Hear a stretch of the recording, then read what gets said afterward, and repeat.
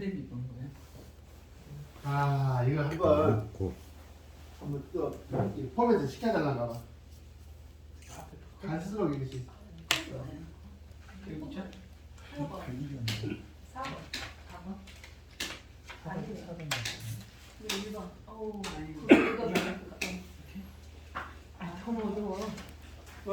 잘 보이라고. 어두워요? 잘 보이라고. 나는 보여. 이렇게 해야 되는데. 이렇게 해주겠죠. 죄송합니다. 제가 돈 좀 아껴가지고 그 노트북 좀 바꿔서 좋은 걸로 바꿔놓을게요. 아니, 좀 켜져. 꺼지더라고요. 아니, 켜져, 지금. 10시간. 아, 근데 불 들어오네요.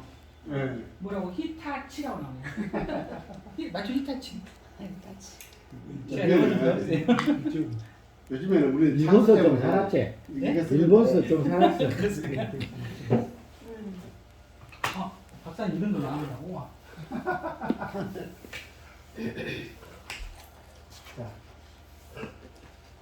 옥이라는 게 뭡니까? 옥. 옥이라는 게.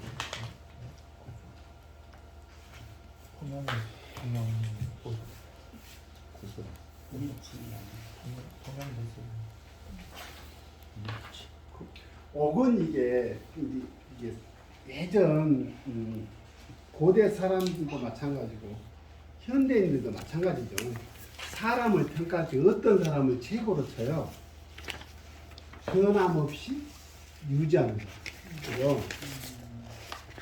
그러니까 사람이요, 이렇게 우리 사회생활 하다 보면 예측할 수 없는 사람은 참 골 때립니다. 저 사람이 이런 사람이에요 하고 여일하게 예측 가능하면 참 좋겠는데 엉뚱하게 기복이 있어 버리면 그러잖아요. 기복이 있어 버리면 참 힘들게 해요. 그래서 변하지 않은 것들에 굉장히 애지중지했나 봐요. 그 중에 하나가 옥이에요. 지금이야 물론 다이아몬드네 뭐네 뭐 여러 가지 그 보석들을 이야기하지만 그 옛날 시대를 한번 생각해 보세요.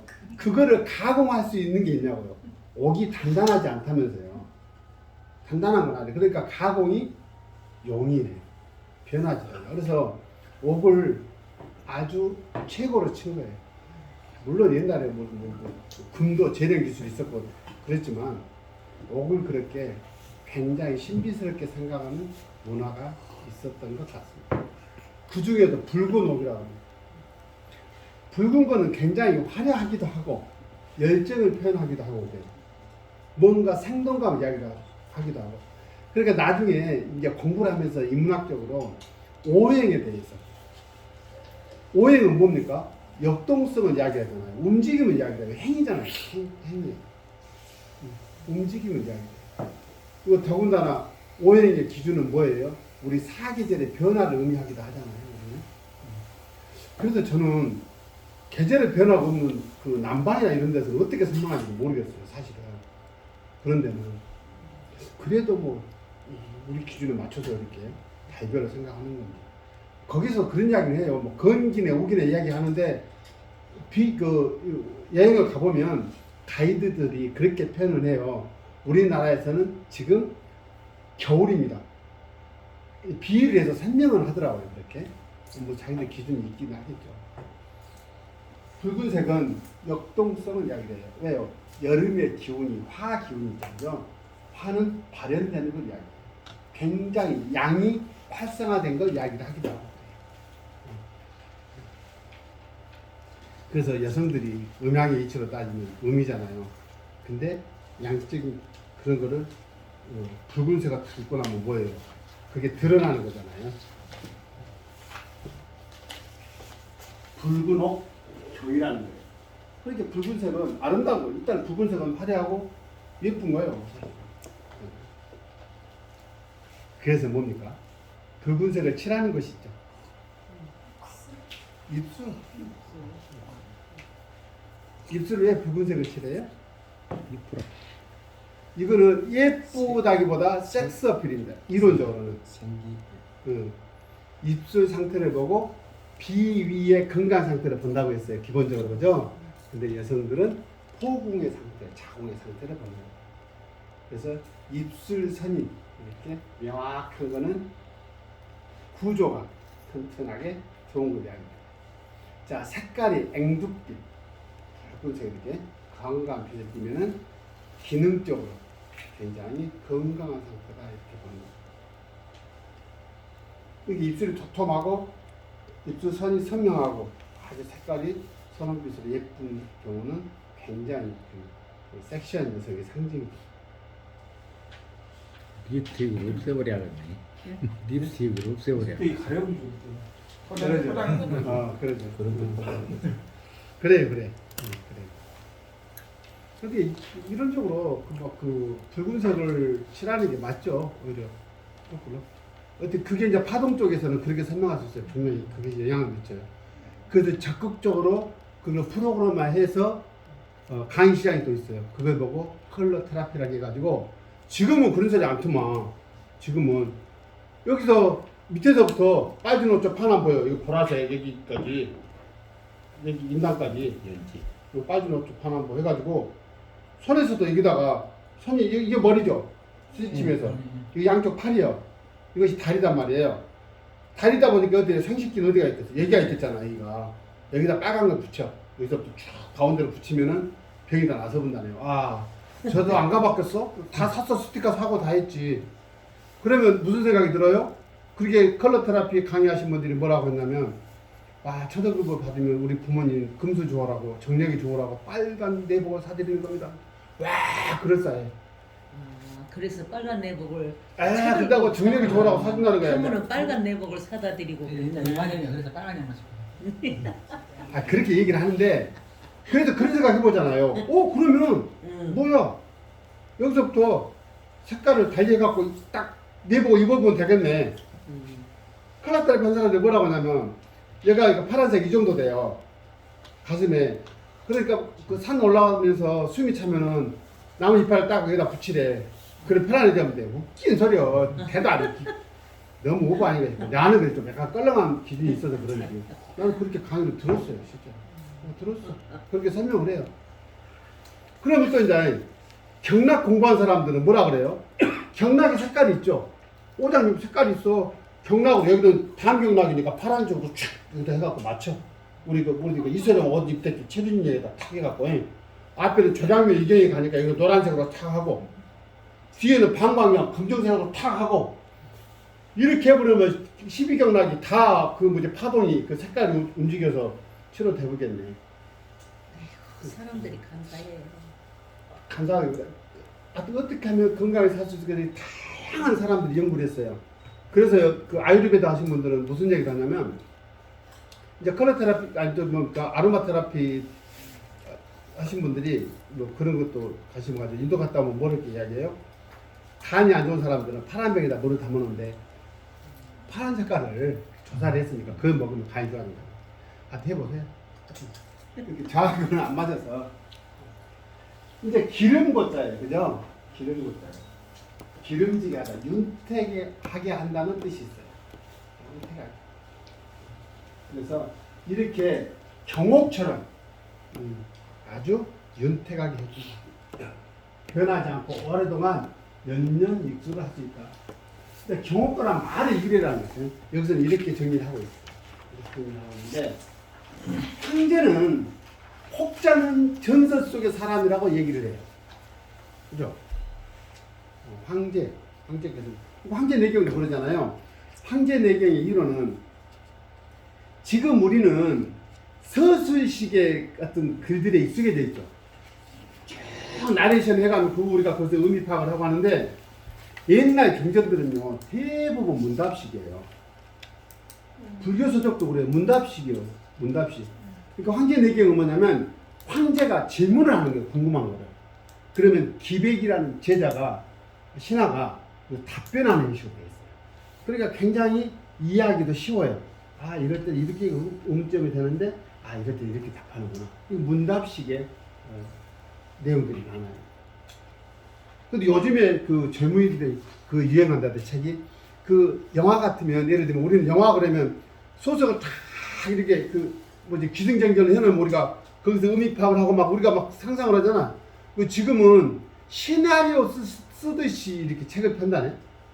이게 그런 저가 있나 봐요. 예. 이제 그 시나리오 이제 대본 읽듯이 네.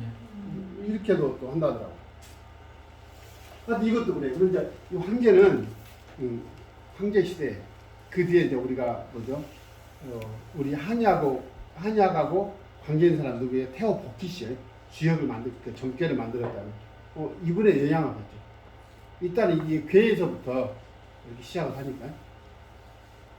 그래서 어찌됐든 이제 황제는 권륜산에 나오는 계곡 속에 있는 꿀 같은 것을 항상 상식, 일상상자, 평소에 먹었다. 평소에 먹었는데 후대에 여러 가지 이름의 옥고를 제조했다. 그것을 옥고 아주 귀한 이게 지금으로 말하면 천이라고 해야 될까? 아주 쩐이잖아요.